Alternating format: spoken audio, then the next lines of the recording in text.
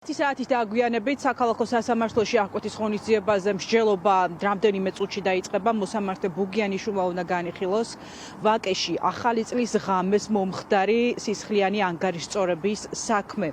ამ დრომდე მალხაზ ბაღათელია მკვლელობაში ბრალდებული კაცი იყენებს დუმილის უფლებას. ის გამოძიებლებთან არ საუბრობს მომხდარის დეტალებზე, არ ეთანხმება ბრალდებას, მას სამი მძიმე მუხლით ედავება, როგორც ვთქვით, გამოძიება. ეს არის განზრახ მკვლელობა, ცეცხლსასროლი იარაღის შეძენა შენახვა და ასევე ნარკოტიკული ნივთიერების შეძენა შენახვა ტარებას.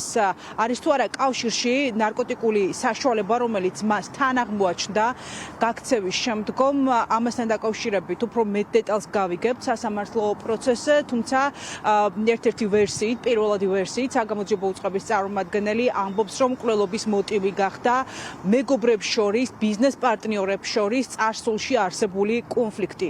როგორც იცით, ბაღათელია და მოკრული ბოკუჩავა ერთმანეთის უახლოესი მეგობრები იყვნენ. ისინი იყვნენ ასევე ბიზნეს პარტნიორები, ვაჭრობდნენ ავტონაწილების ბიზნესით, ავტონაწილებით და ასევე ისინი უცხოეთში იმყოფებოდნენ ამ შემთხვევამდე რამდენიმე თვით ადრე. რა გახდა ბავშვობის მეგობრებს შორის ამ სისხლიანი საკმაოდ მძიმე დანაშაულის მოტივი, თავად ბაღათელიამ უნდა ისაუბროს, გამოძიება ელოდება, როდის დაარღვევს დაკავებული კაცი დუმილს. Ემიდას ვიშყოფი კვლავ ინარჩუნებს დუმილის უფლებას. ეხლა იქნება პირველი წარდგენის ხდომა სასამართლოში, სადაც მოსამართლე განიხილავს აღკვეთის ღონისძიების საკითხს, თუ რა სახის აღკვეთის ღონისძიება შეეფარდოს მას.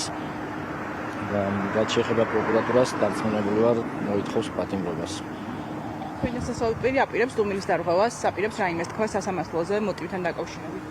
ან მომხდარზე ზოგადად. ამ ეტაპზე ვერ გეტყვით, ვინაიდან კვლავ ინარჩუნებს დუმილის უფლებას. დასკვნა ხომ არ არის ცნობილი ექსპერტიზის, ეს იარაღი ეკუთვნოდა თუ არა მას, ანუ ეს ამოღებული იარაღი და ემთხვევა თუ არა ბაზნებს, რომელიც შემთხვევის ადგილიდან ამოიღეს. დაველოდოთ გამოკვლევას. ბაზნები ემთხვევა თუ არა ამ იარაღის ვაზნებს, რაც მისგან ამოიღეს. ამ ეტაპზე ვერ გეტყვით, მეც ვერაფერს. დანაშაულის იარაღი, ანუ ეს ცეცხლსასროლი იარაღი, რომლითაც მკვლელობა ჩაიდინა, ამოღებული იქნა მისი პირადი ჩხრეკის შედეგად, როდესაც გაქცევას ცდილობდა ქალაქ აბაშაში. ის გააჩერა საპატრულო პოლიციამ, ასევე შემთხვევის ადგილიდან ამოღებული იქნა მასრები და უთყუარად დადგინდა, რომ სწორედ ბაღათელიას პირადი ჩხრეკისას ამოღებული იარაღიდან იყო ნასროლი ის ტყვია, რომელმაც იმსხვერპლა მალხაზ ბოკუჩავას სიცოცხლე.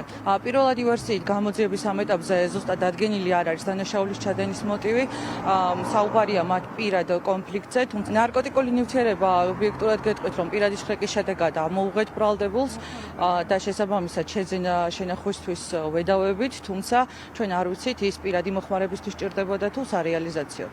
მოგეხსენებათ, რომ ისინი მეგობრები იყვნენ ხანგრძლივი პერიოდის განმავლობაში, საზღვარგარეთაც მათ შორის ერთად იყვნენ სამუშაო წასულები, დაკავებულები იყვნენ ავტომანქანის ბიზნესით, თუმცა ამ ბიზნესთან არის თუ არა კავშირში ჩადენილი დანაშაული, ეს გამოძიების ამ ეტაპზე დადგენილი არ არის.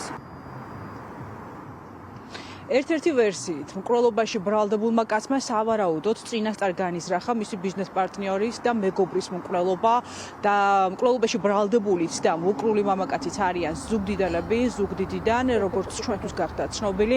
მკვლელობაში ბრალდებულმა ბაღათელიამ წინასწარ განიზრახა თბილისში ჩამოსვლა, სადაც იმყოფებოდა ბოკუჩავა, მან დაიბარა საქმის გაასარჩევად ის და მკვლელობამდე მეგობრებს შორის დავა განვითარდა ხელჩართული ჭხუბით და ამის შემდგომ უკვე რამდენიმე გასროლა, 10-მდე გასროლა განახორციელა ბაღათელიამ ბოკუჩავას მიმართულებით. მოტივი გახდა დიდი რაოდენობით ფულის დაკარგვა საერთო ბიზნესიდან, ბაღათელია ბოკუჩავას ადანაშაულებდა დიდი რაოდენობით საერთო ბიზნესიდან ფულის მითვისებაში. ეს არის ერთ-ერთი ვერსია, რომელზეც მუშაობს გამოძიება, თუმცა ყველაფერი ცხადი გახდება მას შემდეგ, რაც მკვლელობაში და ასევე ცეცხლსასროლი იარაღის ნარკოტიკის ქონაში ბრალდებული კაცი თავად ალაპარაკდება გამოძიებლებთან. დიდი ალბათობით მას მოუწევს დღეს მოსამართლის შეკითხვებზე პასუხების გაცემა და მკვლელობის მოტივთან დაკავშირებით საუბარი.